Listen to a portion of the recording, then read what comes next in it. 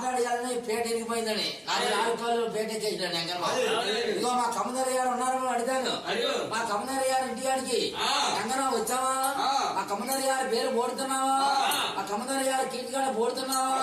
మా కమ్మదరి గారి 100 రూపాయలు ఇస్తున్నారా? కమ్మదరి గారు ఏ చేస్తాను ఇస్తారు ఎంకనా?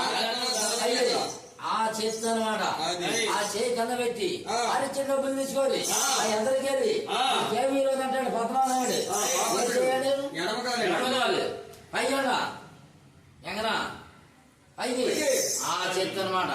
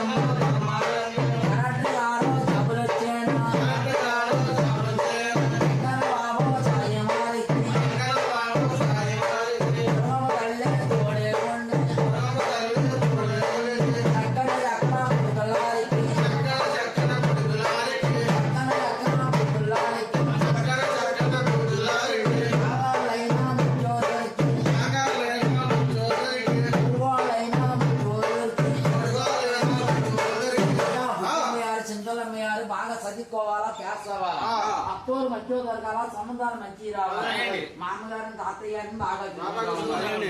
అది మంచి జాబ్ వచ్చాక అదంతా మ్యారేజ్ అయ్యాక మన వెంకన్నబాబు కొడుకు కుట్టి దుర్గాదేవంత కూతురు కావాలి. మళ్ళీ 6 సంవత్సరాలు మళ్ళీ సంవత్సరాలు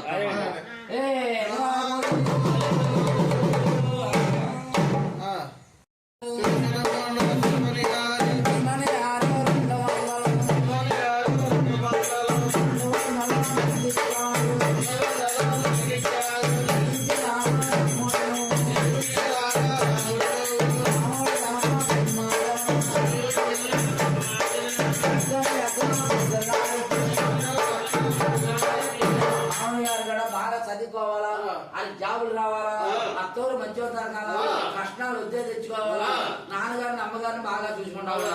ఆయనకి 2 కొడుకులు, ఒక్క కూతురు కలగాలి. మళ్ళీ 2 ఇల్లు ఎక్కడికైతే